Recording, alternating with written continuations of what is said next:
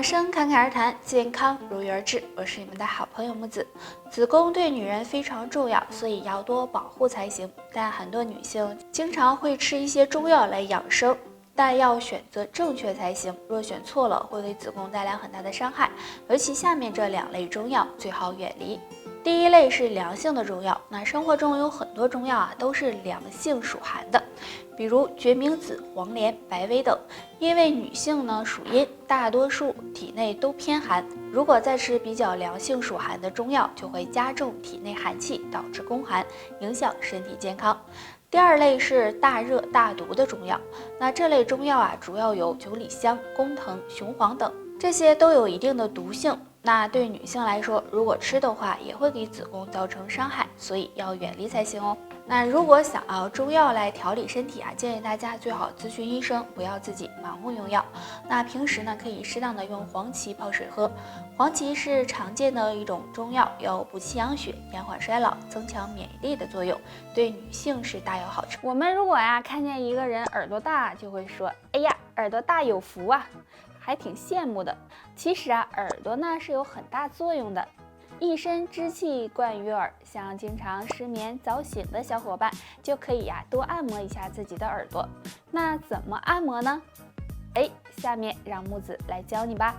用我们的食指和拇指夹住耳尖儿，先轻轻的上提，然后再揉捏。揉捏的时候最好轻一点，感觉耳朵微微发热就行。每天睡前按摩个10分钟，可以帮你疏通气血，促进睡眠哦。如果你睡不着的时候，就可以躺在床上坐一坐，助眠效果还不错。耳鸣是一件很折磨人的事，那耳朵总是嗡嗡响，响起来让人很是心烦，而且对听力也有一定的影响。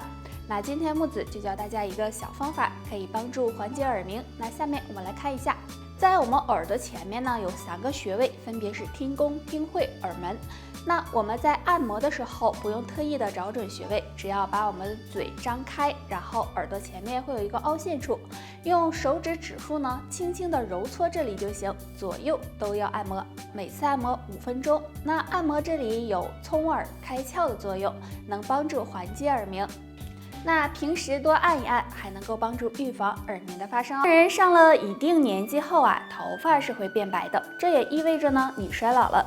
但现在有很多年轻人也出现了白头发，其实有些白发可能和我们身体健康有关。那下面这3个地方长出白头发要留意哦。1. 两鬓长白头发。通常我们两鬓和肝脏有关，如果出现白头发，可能是肝火旺了，或者肝血不足，所以要是两鬓长白头发，要注意养肝。2. 前额长白头发，那前额就和脾胃有关了。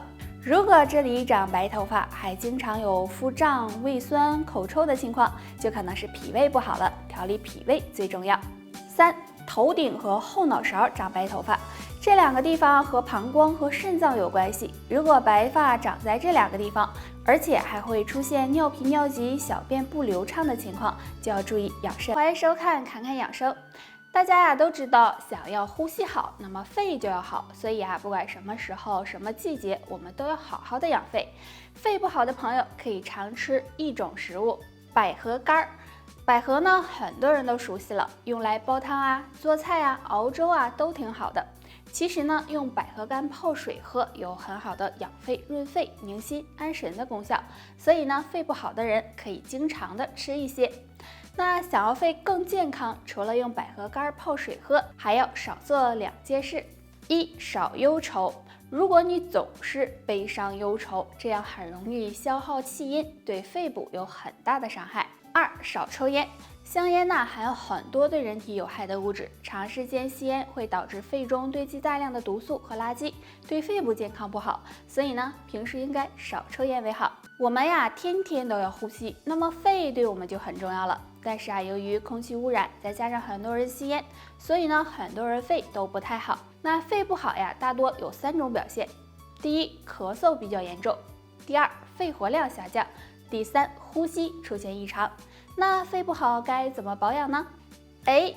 今天木子给大家推荐常吃2种食物。莲藕有句话呢是这么说的：何莲一身宝，秋藕最不仁。莲藕含有丰富的维生素和膳食纤维，那肺不好的人多吃一些莲藕有滋阴润肺的效果。鱼腥草，鱼腥草呢又叫折耳根，也是养肺的好食物。那经常用它泡水喝，可以帮助清肺热、排毒，有利于养肺。我们人体一共有12条经络，那今天我们就来说一说肺经。肺经和口鼻相连通，又和皮肤有关系，同时呢跟大肠互为表里。如果肺经不通，对身体的影响还挺大的。那今天教大家一个敲打肺经的方法。敲打肺经的时候，可以将一只手握成空拳，然后沿着前臂小拇指一侧，由肘部到手腕用力的敲打。敲打时会有明显疼痛的地方，这时可以着力的按揉痛点。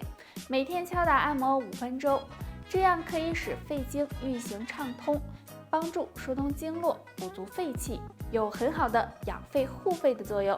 那除此之外还可以重点的按摩一下大鱼际，用手指按摩3到5分钟，感觉有酸胀感，也能够帮助疏通肺经，要坚持按摩才行。甘油三酯偏高，要少吃2物，可以多喝一水，能够帮助养护血管，稳定血脂哦。少吃辛辣刺激的食物，这类食物不仅会刺激肠胃，也会给血管健康带来损伤，从而使得甘油三酯偏高，所以要少吃才行。少吃油炸的食物，油炸食物深受人们的喜爱，但是吃多了也会给健康带来隐患，因为油炸食物含有大量的脂肪和反式脂肪酸，那吃多了就可能会引起甘油三酯升高，对血管健康也不利。不过可以多喝苦荞水，苦荞是粗粮，含有的营养非常丰富，其中含有的芦丁物质可以加快身体的新陈代谢，促进身体排毒，对降低甘油三酯有帮助。那经常喝一些苦荞水，有助血管健康，血脂稳。甘油三酯偏高怎么办呢？其实甘油三酯偏高，我们要在饮食上注意。甘油三酯高要少吃辛辣刺激的食物。那这类食物不仅能够刺激肠胃，也能够损害血管的健康，使人出现甘油三酯偏高的情况。还有要少吃油炸的食物，油炸食物里含有大量的脂肪和反式脂肪酸，如果吃多了也会使甘油三酯升高，影响血管健康。除了少吃2物外，平时还可以多吃点山楂。那山楂里含有丰富的类黄酮物质，可以促进身体的新陈代谢，排出体内的毒素和垃圾，对改善甘油三酯含量、养护血管也有帮助。那好的身体要长期坚持才行哦。